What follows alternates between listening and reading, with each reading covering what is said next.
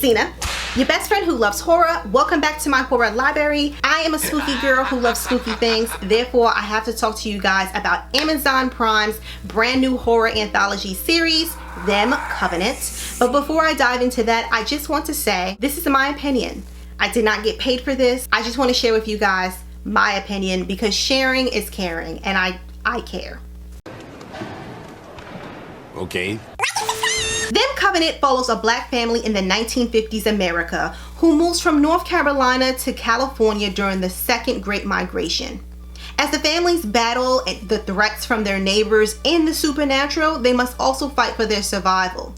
Created by Little Marvin with Lena Waithe serving as an executive producer, Them is a bit like American Horror Story. Each season is set to follow a different story with different characters. Little Marvin even stated he began writing this series a few summers ago when during a time where he felt he was waking up every morning to the same thing, which is still happening today, black trauma. Black men, women, children, families being terrorized. I'm gonna be honest with you guys, watching this show, it is really intense. It's kind of like you're underwater holding your breath.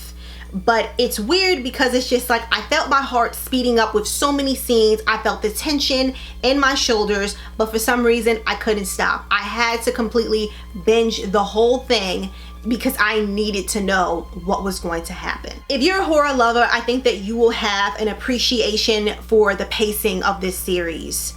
It starts off slow and then it gradually builds up, with the tension as well as your anxiety. As the viewer, you'll see what the family goes through, which is pure horror from the evils around them, and then true terror for being the only black family in an all-white neighborhood in the 1950s. But it is a very straightforward series and it is easy to follow. And on top of that, there are a couple of scenes that are pretty creepy that did really get under my skin. But fair warning, this show does not hold back on anything. You get a blunt portrayal of racism. There are a couple of scenes that I did find hard to watch, and I know for sure that it's going to make people feel really uncomfortable. But at the same time, it is a part of Black history. I want to talk about the characters because I feel like there are so many talented individuals in this series. I won't be able to cover every single character because I don't want to give any spoilers. So first, I like to start off with the father, Henry Emery. He's played by Ashley Thomas. If you guys didn't know this, Ashley Thomas is also a musician known as Bashy. I love him in the British crime drama series Top Boy. I highly recommend the show. Plus, cool thing, Nia DaCosta, she actually directed a couple of episodes of Top Boy. So if you are fiending for the new Candyman and you need something to hold you over, I highly recommend checking out Top Boy. Anyhow, Henry is actually the reason why his family relocated from North Carolina to Compton, California. It's because of his new job, and he's actually the first black man in his department. We see that Henry goes through so much at his job, from the microaggression to the disregard, but he still just deals with it. Henry holds in a lot of rage. He tries to keep his head up high and be a supportive husband and father. And honestly, Ashley Thomas, he did a superb job with this role. I love his different layers. I love how he just shows different sides of the character. Next, I want to talk about the wife, Lucky Emery, and she's played by Deborah Ayorende. Her performance, wow. Like, honestly, perfection. The character Lucky, she has a lot of layers. We see her transform from the first episode to the very last episode.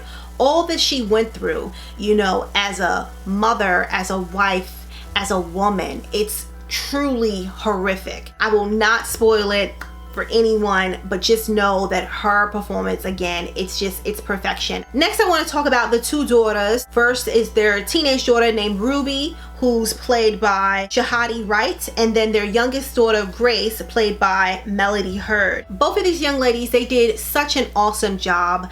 And I really do love the character Ruby. I feel like she's really interesting because honestly, we've never had a character like her. She's a teenage black girl who's starting a new school in the 50s. Not only does she have to deal with trying to fit in, trying to find her classes, wanting acceptance distance from like her teachers, her peers, but then also she's facing racism and very dismissive behavior. She's also trying to be more comfortable in her own skin. There's just a lot of things that's going on with her as a teenager. It's just really interesting to see. I really do love the different approach that we received with the two daughters, and both of them are dealing with trauma, but just seeing how they both deal with it, how they react to it, completely different. So the last character I like to talk about is Betty Window, and she's played by Allison Pill.